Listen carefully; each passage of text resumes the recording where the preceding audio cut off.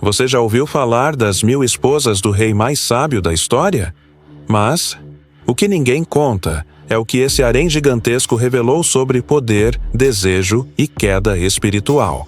Por que um homem que falava com Deus decidiu se perder em tantos relacionamentos? Neste vídeo, vamos expor os bastidores ocultos do reinado de Salomão e o segredo por trás de sua ruína.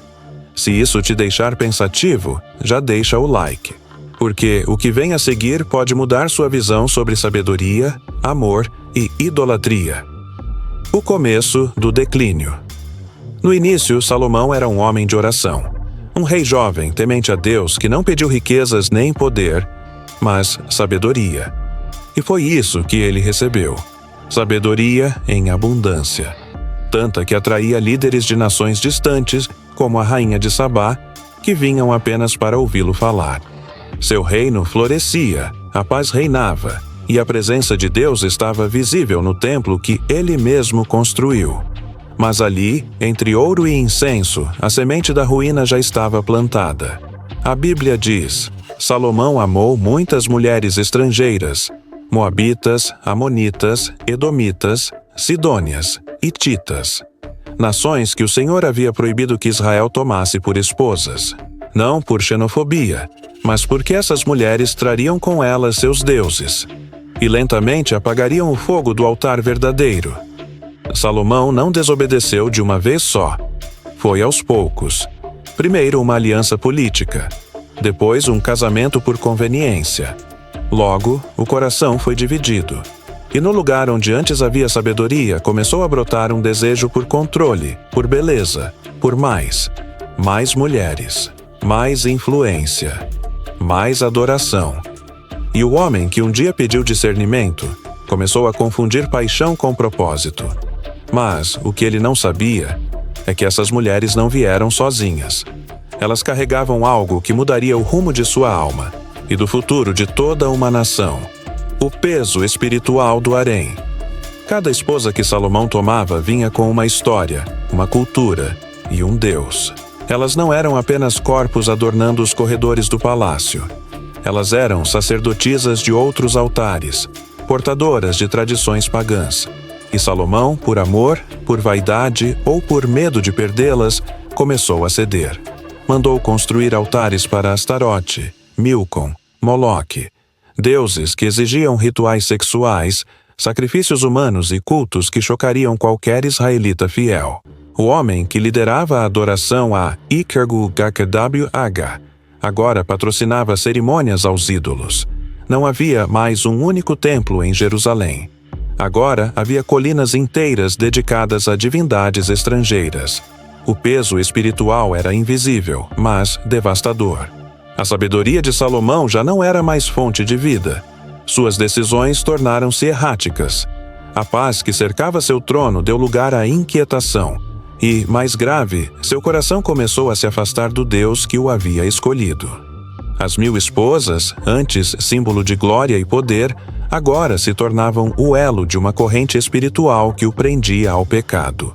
Mas tudo isso ainda era só o prenúncio. O verdadeiro impacto viria depois, quando a idolatria dentro do palácio começasse a contaminar o povo lá fora. E quando o rei caiu, não caiu sozinho. A herança da desobediência, o reino dividido. A queda de Salomão não foi um trovão repentino, mas um terremoto silencioso que começou no coração e terminou nas fundações de um império.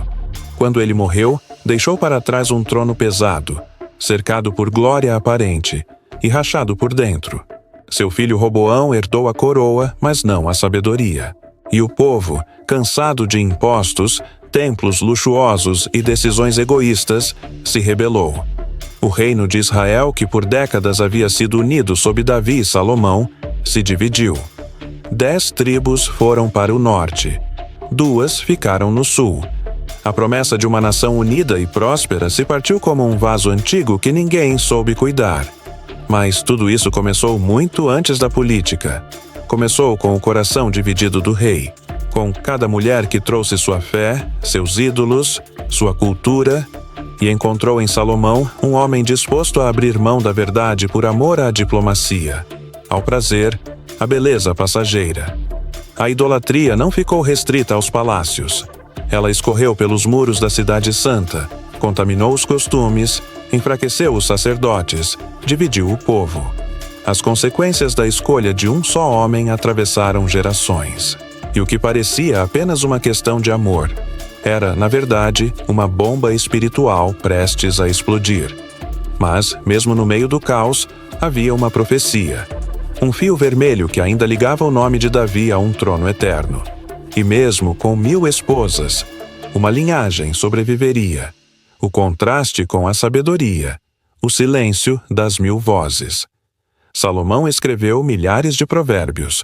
Falou sobre o valor da mulher virtuosa, sobre o perigo da sedução, sobre a importância de guardar o coração.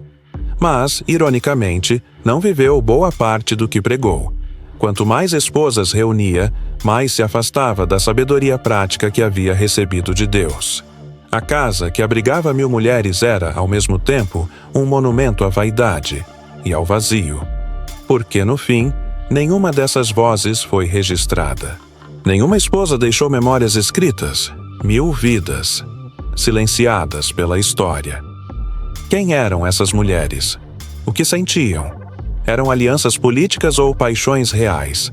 A verdade é que, para o registro bíblico, elas foram numeradas, não nomeadas.